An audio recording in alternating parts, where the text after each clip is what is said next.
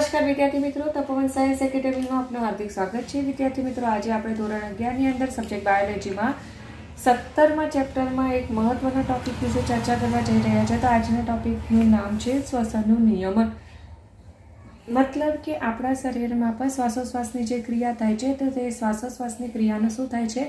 નિયમન થાય છે. નિયમન એટલે કે એ કંટ્રોલ હેઠળ થાય છે. એવું નથી હોતું કે મન ફાવે ત્યારે શ્વાસ ને મન ફાવે ત્યારે ઉચ્છ્વાસની પ્રક્રિયા થાય છે, એવું હોતું નથી. આ બધી વસ્તુ એક તાલબદ્ધ પરફેક્ટ સ્ટેપ બાય સ્ટેપ થાય છે. તો આવી રીતે માનવ શરીર છે, તો માનવમાં તેના શરીરમાં પેશીઓમાં કેટલા O2ની જરૂરિયાત છે, બરાબર? અને એના શરીરમાં જે પ્રક્રિયાઓ પેશીઓમાં પ્રક્રિયાઓ ચાલી રહેલી છે તો તેના પરિણામ સ્વરૂપ જે CO2 ઉત્પન્ન થાય છે તો એની અનુસાર શ્વાસોશ્વાસની પ્રક્રિયા થાય છે, બરાબર? તો માનવમાં તેના શરીરની જે પેશીઓ છે તો પેશીઓની જરૂરિયાત અનુસાર શ્વસનની જે લયબદ્ધતા છે તો એ લયબદ્ધતા સંતુલિત અને તેને સ્થિર રાખવાની ક્ષમતા છે. મતલબ કે માનવ છે તો માનવમાં જે શ્વસનની પ્રક્રિયા થાય છે તો એ શ્વસનની પ્રક્રિયા જે છે તે પેશીઓની જરૂરિયાતને અનુસાર એક લયબદ્ધ સંતુલનમાં થાય છે અને એ જે શ્વસનની પ્રક્રિયા છે તે કેવી સ્થિર રાખવાની મનુષ્યની ક્ષમતા છે. તો એ ક્ષમતા કેમ છે? કારણ કે મનુષ્ય છે, માનવી છે, તેમાં શું થાય છે? તો બે પ્રકારે માનવી છે તો માનવીમાં શ્વસનનું જે નિયમન છે તો એ નિયમન બે પ્રકારે થાય છે. પહેલું નિયમન ચેતા નિયમન અને બીજું નિયમન રાસાયણિક નિયમન. ચેતા નિયમન એટલે કે તમને ખબર જ છે ચેતા નિયમન કે જેમાં ચેતાઓની ભાગીદારી હોય છે. ચેતાઓ શું કરે છે? સંદેશો પહોંચાડવાનું કામ કરે છે, બરાબર ને? તો આવી રીતે જે ચેતાઓ છે તો એ ચેતાઓ શ્વસનની લયબદ્ધતા જાળવી રાખવામાં એક મહત્વની ભૂમિકા ભજવે છે. હવે આપણે આગળ વાત કરીએ તો આપણા મગજ છે તો મગજમાં જે લંબમજ્જા પ્રદેશ આવેલો છે.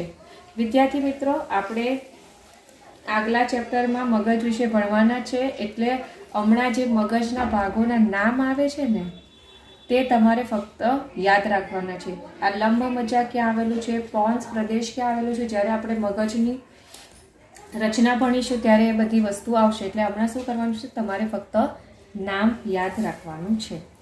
તો મગજ છે તો મગજમાં આવેલ જે લંબમજ્જા પ્રદેશ છે તો એ લંબમજ્જા પ્રદેશમાં એક વિશિષ્ટ શ્વસનની લયબદ્ધતા જાળવી રાખવા માટેનું કેન્દ્ર આવેલું હોય છે. ક્યાં આવેલું હોય છે?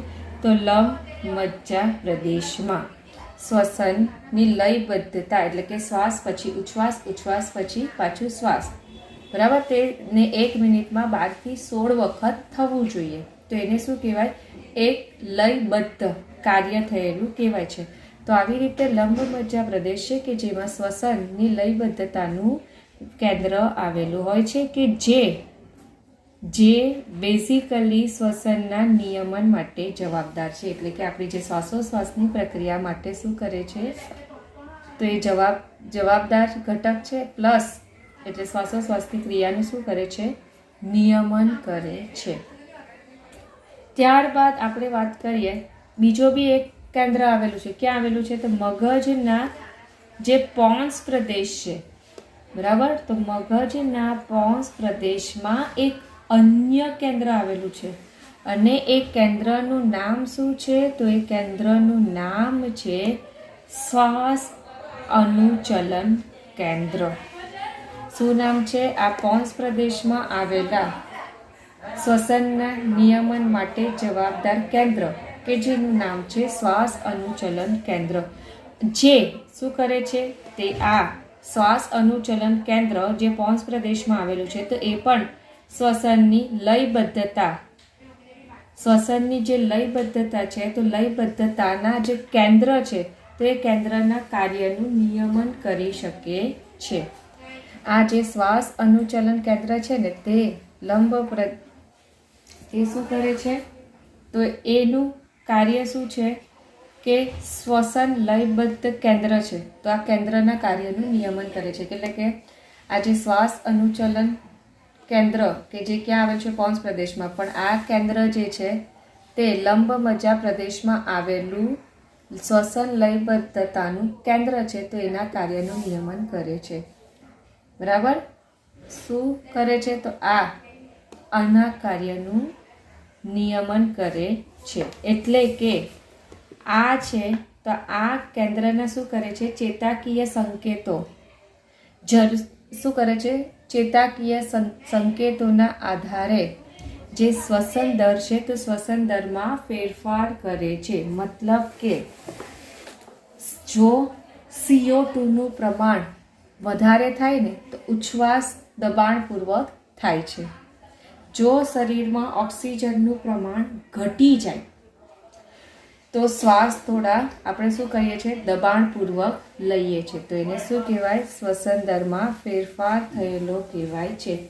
કે વાયુઓની જરૂરિયાતને આધારે બરાબર શ્વાસના સમયમાં શું થાય? વધારો ઘટાડો કરી શકે છે. ઘણીવાર આપણે શરદી થયેલી હોય ત્યારે શું કરીએ? આપણે જોરથી શ્વાસ લઈએ છીએ ને, બરાબર? તો આ શું કરશે? શ્વસન અનુચલન કેન્દ્ર શું કરશે? શ્વસન લયબદ્ધ કેન્દ્રને કહેશે કે ભાઈ શ્વાસ વધારે લેવાની જરૂર છે. તો આવી રીતે આ કેન્દ્ર જે છે તે શું કરે? ચેતાકીય સંકેતોના આધારે શ્વાસના સમયમાં ઘટાડો પણ કરી શકે છે. અને આ રીતે શું થાય છે? શ્વસન દરમાં ફેરફાર થાય છે. તો આવી રીતે આ જે લયબદ્ધ કેન્દ્ર છે તો લયબદ્ધ કેન્દ્ર પાસે એક રાસાયણિક સંવેદી વિસ્તાર આવેલો છે. આ જે રાસાયણિક સંવેદી વિસ્તાર છે કે જે H+ અને CO2 માટે ખૂબ જ સંવેદનશીલ હોય છે. મતલબ શું કરશે કે જો બ્લડ, તમને ખબર જ છે આપણા શરીરમાં રુધિર એક એવું પરિબળ છે કે જે આપણા મગજથી લઈને પગ સુધી વહન પામે છે. તો જ્યારે આપણું રુધિર આ રાસાયણિક સંવેદી વિસ્તાર પાસે પહોંચશે ને ત્યારે શું ખબર પડશે કે આ રાસાયણિક સંવેદી વિસ્તાર જે છે તરત એને ખબર પડી જાય કે આપણા બ્લડમાં H+ અને CO2નું પ્રમાણ વધારે જોવા મળે છે. એટલે આ રાસાયણિક સંવેદી વિસ્તાર શું કહેશે? તરત આ જે શ્વસન લયબદ્ધ કેન્દ્ર છે ને એને સંદેશો આપશે કે ભાઈ H+ અને CO2નું પ્રમાણ શરીરમાં વધવા લાગેલું છે, તો તમારે ઉચ્છ્વાસ કરવાની ખૂબ જ જરૂર છે. આ CO2 છે તો એ CO2ને બહાર કાઢવાની ખૂબ જ જરૂર છે. તો આવી રીતે લયબદ્ધ કેન્દ્ર છે કે જેની પાસે રાસાયણિક સંવેદી વિસ્તાર આવેલો છે કે જે H+ અને CO2 પ્રત્યે બહુ સંવેદનશીલ હોય છે કે જો આનું પ્રમાણ વધી જાય ને તો એ લયબદ્ધ કેન્દ્રને શું કરે છે? સંકેત આપે છે. અને એના આધારે શ્વસન પ્રક્રિયાની શું થાય છે? જરૂરિયાત અનુસાર ગોઠવણ થાય છે અને આવા પદાર્થનો નિકાલ થાય છે. તો આવી રીતે ચેતા નિયમન થાય છે કે ચેતાઓ શું કરશે? ઉર્મિવેગનું વહન ક્યાં સુધી કરશે? લંબમજ્જા પ્રદેશના શ્વસન લયબદ્ધતા કેન્દ્ર પાસે કરશે, જેને અનુરૂપ શ્વાસ અને ઉચ્છ્વાસની પ્રક્રિયા થશે. પ્લસ આ પોન્સ પ્રદેશમાં આવેલું શ્વાસ અનુચલન કેન્દ્ર છે તે શું કરશે? શ્વસન દરમાં ફેરફાર કરી શકે છે. એટલે કે જરૂરિયાતને અનુસાર આના શ્વસન લયબદ્ધતાના કેન્દ્રનું નિયમન કરી શકે છે અને શ્વાસના સમયમાં ઘટાડો કરી શકે છે. પ્લસ આ લયબદ્ધ કેન્દ્ર છે કે જેની પાસે રાસાયણિક સંવેદી કેન્દ્ર આવેલું છે કે જે H+ અને CO2 પ્રત્યે બહુ સેન્સિટિવ હોય છે. જો એની માત્રા વધી જાય તો એ તરત આને સંકેત આપશે ચેતાઓ દ્વારા, જેથી કરીને એને સંકેત મળી જાય અને આવા પદાર્થોનો નિકાલ થાય છે. હવે આપણે વાત કરીએ રાસાયણિક નિયમન એટલે કેવી રીતે. આ તો ચેતાઓ દ્વારા થઈ ગઈ શ્વાસ ને ઉચ્છ્વાસની પ્રક્રિયા, બરાબર ને? કે આપણા જે મસ્તિષ્કમાંથી નીકળતી જે ચેતાઓ છે તો એ ચેતાઓ ક્યાં સુધી જાય છે? આપણા ફેફસા સુધી જાય છે ને એને અનુરૂપ સંકેત મળે ફેફસામાં આવેલા જે ચેતાઓ છે તેને સંકેત મળે તે શ્વાસોશ્વાસની ક્રિયાઓ કરશે. બરાબર. હવે રાસાયણિક નિયમન વિશે વાત કરીએ તો રાસાયણિક નિયમનમાં કેવી રીતે થાય છે તે જોઈએ કે ધમનીમાંના જે રુધિર છે અને મસ્તિષ્ક મેરુજળમાં જે CO2ના પ્રમાણથી રાસાયણિક નિયમન થાય છે. એટલે કે ધમનીમાં આવેલું જે રુધિર, બરાબર, અને મસ્તિષ્ક જે મેરુજળમાં આવેલ ઉત્પન્ન થતો જે CO2 છે તે CO2ના પ્રમાણને આધારે રાસાયણિક નિયમન થાય છે. બરાબર. હવે શું થશે આમાં કે મગજ, ત્યારબાદ મહાધમની કમાન એટલે કે હૃદયમાંથી જે ધમની નીકળે ને કે જેમાંથી શરીરના જુદા જુદા ભાગોમાં શું થાય તો O2 પહોંચાડે છે ને, તો એને શું કહેવાય? મહાધમની કમાન. તો મગજ, મહાધમની કમાન અને ગ્રીવાના ભાગમાં આવેલી ધમની, બરાબર. તો ગ્રીવા ધમની સાથે જોડાયેલ એક વિશિષ્ટ સંવેદી રચનાઓ આવેલી હોય છે. એટલે કે ઇન શોર્ટ કહીએ તો મગજ છે, ત્યારબાદ આ જે મહાધમની કમાન છે, ગ્રીવા ધમની છે કે જેમાં વિશિષ્ટ શું આવેલું હોય તો વિશિષ્ટ રસાયણ ગ્રાહકો આવેલા હોય છે. શું આવેલા હોય છે? તે વિશિષ્ટ રસાયણ ગ્રાહકો આવેલા હોય છે. અને આ જે વિશિષ્ટ રસાયણ ગ્રાહકો જે છે કે જે શું કરે છે? CO2 અને H+ની સાંદ્રતામાં જે ફેરફારો થાય છે તે ફેરફારોને ઓળખે છે. દેટ મીન્સ કે CO2 અને H+ની સાંદ્રતા વધી જાય, દેટ મીન્સ કે એનો નિકાલ કરવો ખૂબ જ જરૂરી છે. એનો નિકાલ કરવો શું છે તો ખૂબ જ જરૂરી છે. તો આવી રીતે મહાધમની કમાન, મગજ છે, ત્યારબાદ ગ્રીવા ધમની કે જેમાં વિશિષ્ટ રાસાયણિક ગ્રાહકો જેવી સંવેદી રચના આવેલી છે. અને આ જે સંવેદી રચના જે છે તે CO2 અને H+ની સાંદ્રતામાં જે ફેરફાર થાય છે એ ફેરફારોને ઓળખે છે અને એને અનુરૂપ શું થાય છે? આ શ્વસન લયબદ્ધ કેન્દ્ર છે તેને સંકેત મળે છે અને એ શ્વાસ અને ઉચ્છ્વાસની ક્રિયાને શું કરે છે? એને અનુરૂપ નિયમન કરે છે. તમે આખા આ ચેતા નિયમન છે, રાસાયણ નિયમન છે, તેમાં એક વસ્તુ નોટિસ કરી? તમે પછી મને પૂછો શું ટીચર શું નોટિસ કર્યું? કે આપણે અહીંયા છે ને, જો આ નિયમનમાં આપણે કશે પણ ઓક્સિજનની વાત જ નથી કરી. આપણે શું કર્યું? શ્વાસોશ્વાસની ક્રિયાનું નિયમન આપણા શરીરમાં શેને અનુરૂપ થાય છે? CO2ની સાંદ્રતાને અનુરૂપ, H+ અને CO2ની સાંદ્રતાને અનુરૂપ. જો અહીંયા પર H+ અને CO2ની સાંદ્રતાને અનુરૂપ આપણામાં શ્વસનનું નિયમન થાય છે. તો આના પરથી એવું કહી શકાય કે જે શ્વસન લયબદ્ધતાના નિયમનમાં ઓક્સિજનની ભૂમિકા એટલી નોંધપાત્ર નથી જેટલી CO2 અને H+ની ભૂમિકા કેવી છે તો નોંધપાત્ર છે. તો આવી રીતે શ્વસન લયબદ્ધતાનું જે નિયમન થાય છે તે નિયમનમાં O2ની ભૂમિકા એટલી નોંધનીય નથી જેટલી CO2 અને H+ની ભૂમિકા છે. તો આ બાબત તમારે ખાસ ધ્યાનમાં રાખવાની. તો આવી રીતે શ્વસન નિયમન બે પ્રકારે થાય છે, ચેતા નિયમન અને રાસાયણિક નિયમન. ચેતાઓમાં મગજનો રોલ, રાસાયણિકમાં ધમનીમાં આવેલું જે ધમનીમાં આવેલું જે રુધિર છે અને મસ્તિષ્ક મેરુજળમાં જે CO2નું પ્રમાણમાં વધઘટ થાય તો એને અનુરૂપ શ્વસનનું નિયમન થાય છે. તો અહીંયા તમારા શ્વસનના નિયમનનો જે ટોપિક છે તે પૂરો થાય છે.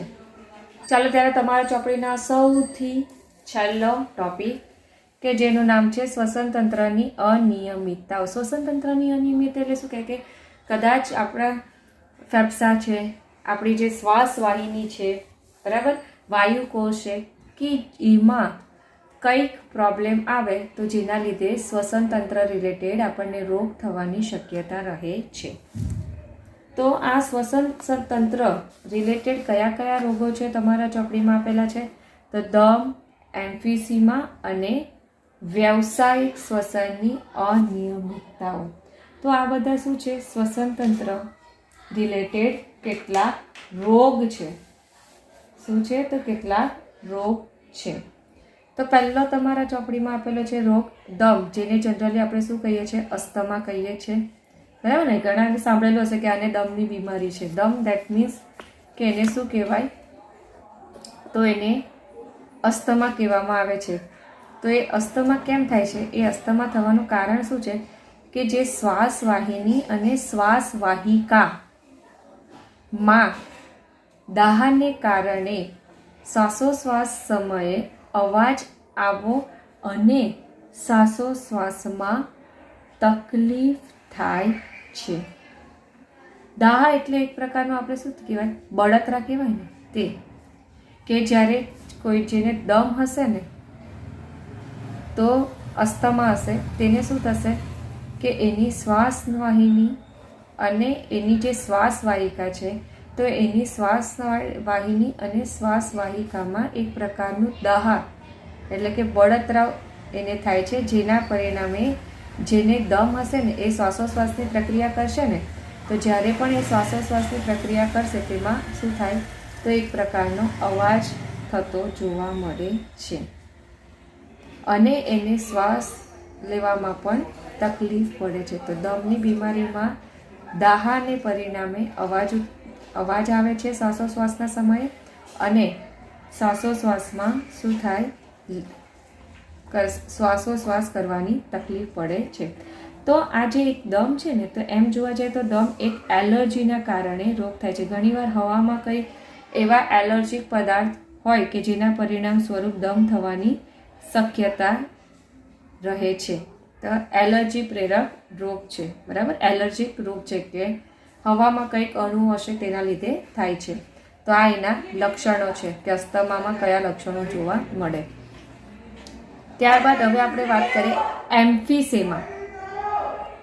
આ જે એમ્ફીસેમા છે ને એ એક ક્રોનિક રોગ છે. ક્રોનિક રોગ એટલે શું કહેવાય ખબર વિદ્યાર્થી મિત્રો? કે એ વારંવાર ઉથલો મારતો રોગ છે. થોડા સમયે શું થાય? કે એ ઉથલા માર્યા કરે. આપણે કહીએ ને કે એક રોગ થઈ ગયો, હવે તો આ થવાની શક્યતા, પણ પાછો એ ઉથલો મારે. આપણને એમ લાગે કે ચાલ હવે સારું થયેલું છે, પણ થોડા સમય રહીને એ પાછો સેમ બીમારી થાય. તો એને શું કહેવાય? કે વારંવાર ઉથલો મારતો દીર્ઘકાલીન એટલે કે લાંબા સમય સુધી ચાલતો રોગ છે. એટલે એને શું કીધેલું છે? ક્રોનિક કીધેલું છે. ક્રોનિક એટલે કીધેલું છે કે વારંવાર ઉથલો મારતો દીર્ઘકાલીન એટલે કે લાંબા સમય સુધી ચાલતો રોગ છે. તો આ રોગમાં થાય શું છે? તો આ રોગનું લક્ષણ એ છે કે વાયુકોષ્ઠની દિવાલને નુકસાન થાય છે. તો વાયુકોષ્ઠની દિવાલને નુકસાન થાય એટલે શું થશે? કે વાયુકોષ છે ને એ પોતાની સ્થિતિસ્થાપકતા ગુમાવી દે. એટલે આપણે જ્યારે શ્વાસ લઈએ ત્યારે વાયુકોષ્ઠો ફૂલે, જ્યારે ઉચ્છ્વાસ કરીએ ત્યારે વાયુકોષ્ઠો પોતાની નોર્મલ શિથિલન પામે એટલે કે પોતાની મૂળ સ્થાને આવી જાય, પણ એ ક્ષમતા એની કેવી થઈ જાય? જતી રહે છે. તેના પરિણામ શું થાય? કે ઉચ્છ્વાસ થશે ને તો પણ એ શિથિલન વાયુકોષ્ઠ પામશે નહીં, એનામાં હવા ભરાયેલી જ રહે છે. તો આવી રીતે આ એમ્ફીસેમામાં વાયુકોષ્ઠ પોતાની સ્થિતિસ્થાપકતા ગુમાવે, તેના પરિણામ સ્વરૂપ શું થશે? ઉચ્છ્વાસ બાદ પણ તેનામાં હવા ભરાયેલી રહે છે, બરાબર? પ્લસ એની શ્વસન સપાટીમાં પણ ઘટાડો થાય છે અને આ રોગ થવાનું મુખ્ય કારણ છે ધૂમ્રપાન, બરાબર? ધૂમ્રપાન આ રોગ થવાનું કારણ છે. જો આ રોગ એકદમ જ વધારે આપણે એમ કહીએ ને સિરિયસ થઈ જાય, સિવિયર, તો શું થાય? ઘણીવાર ફેફસાની જે પેશીઓ છે ને તે નાશ થવા લાગે અને ઘણીવાર તો વાયુકોષ્ઠ જે છે તે ફાટી જાય છે. અને જો આ રોગની આડઅસર છે ને હૃદય અને મગજ પર થાય છે. કેમ? કારણ કે હૃદય અને મગજને પૂરતો ઓક્સિજન ન મળે, પરિણામે હૃદય અને મગજ શું થાય? બરાબર? મગજને પૂરતો ઓક્સિજન ન મળે તો શું થાય? મગજ પોતાનું કાર્ય પ્રોપર કરી શકતો નથી. તો આવી રીતે હૃદય અને મગજના કાર્યને પણ આ એમ્ફીસેમા રોગ શું કરે છે? તો જોખમમાં મૂકી દે છે. હવે આપણે વાત કરીએ વ્યવસાયિક શ્વસનની અનિયમિત, કેટલીક વાર શું થશે, કેટલાક ઉદ્યોગના લીધે પણ રોગ થવાની શક્યતા રહે છે. તો ઉદ્યોગોના પરિણામ સ્વરૂપ જે રોગ થાય તો એને શું કહેવામાં આવે, તો એને વ્યવસાયિક શ્વસનની અનિયમિતતાઓનો રોગ કહેવામાં આવે છે. તો કેટલાક ઉદ્યોગો જેમાં મુખ્યત્વે જ્યાં પથ્થર ઘસવાનું હોય અથવા તો પથ્થરો તોડવાનું હોય કે જ્યાં એટલી ધૂળના કણો નીકળે કે જે શરીરની સુરક્ષા પ્રણાલીમાં આ પરિસ્થિતિને સંપૂર્ણ રીતે પહોંચી વળતી નથી.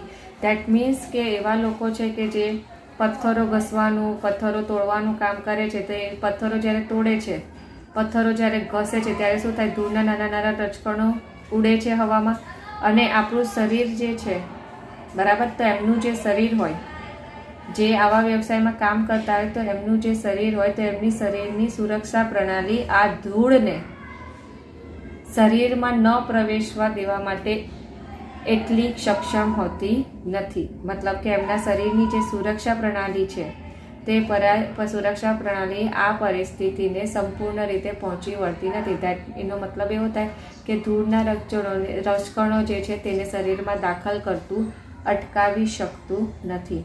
તેના પરિણામે શું થાય, ગળામાં લાંબા ગાળે સોજા ઉત્પન્ન થાય છે, શ્વાસનળીમાં પણ સોજા ઉત્પન્ન થાય છે લાંબા ગાળે, પ્લસ જેનાથી ફાઇબ્રોસિસ રોગ થાય છે. કયો રોગ થાય છે, તો એનાથી ફાઇબ્રોસિસ રોગ થાય છે.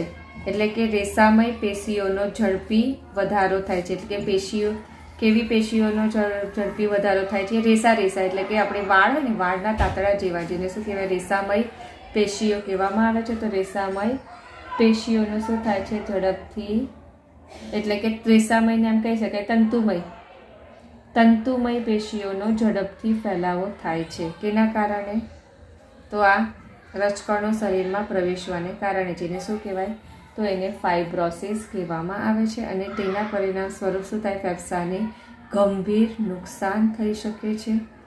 તો જ્યારે પણ કોઈ વ્યક્તિ આવા ઉદ્યોગોમાં કામ કરતું હોય તો એમણે પ્રોપર સેફટી સાથે કામ કરવું જોઈએ, જેથી કરીને આવા રજકણો પ્રવેશે નહીં. એટલે કે સેફટી એટલે શું કહેવાય, તો એ લોકોએ માસ્ક પહેરવો જોઈએ, જેથી કરીને આવા રજકણો શરીરમાં પ્રવેશે નહીં. ઇવન આ શ્વસન તંત્ર રિલેટેડ આપણે બીજા રોગ વિશે વાત કરીએ તો એના લીધે બ્રોન્કાઇટિસ છે, ન્યુમોનિયા છે, બરાબર, એ બધા પણ રોગ થાય છે. આ વ્યવસાય પ્રેરિત રોગ છે તેમાં સિલિકોસિસ, એસ્બેસ્ટોસિસ એવા અન્ય રોગો પણ થાય છે. તો આજે આપણો ચેપ્ટર 17 શું થાય છે, તો પૂરું થાય છે. તો તમને કોઈ ડાઉટ હોય તો મેસેજ કે કોલ કરીને પૂછી શકો છો. આ ચેપ્ટર દરમિયાન જેટલી બાબતો ધ્યાનમાં રાખવા કીધેલી છે તે રાખજો. પ્લસ આ જે રોગ છે, શ્વસન તંત્ર નિયમિત રોગ છે કે જે 2 માર્કમાં પૂછાઈ શકે અને ઘણીવાર MCQમાં પણ તમને પૂછાય કે શ્વાસવાહિકામાં દાહ ને કારણે દાહ જેવા લક્ષણો કયા રોગમાં જોવા મળે, તો શ્વાસવાહિકામાં દાહ જેવા લક્ષણો દમ એટલે કે અસ્થમા જેવા રોગમાં જોવા મળે છે. બરાબર, કયો રોગ નીચેનામાંથી કયો રોગ ક્રોનિક છે, તો તમને આ બધા એક્ઝામ્પલ આપી દેશે. તો તમારે ધ્યાનમાં હોવું જોઈએ કે એમ્ફીસેમા ક્રોનિક રોગ છે.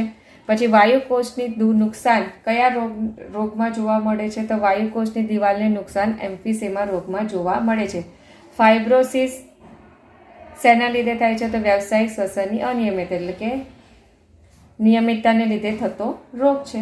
બરાબર, વ્યવસાય સંબંધિત રોગ છે. તો આવી રીતે લક્ષણો પરથી પણ તમને ક્વેશ્ચન પૂછાઈ શકે છે. તો એ બાબત તમારે ધ્યાનમાં રાખવાની. Thank you.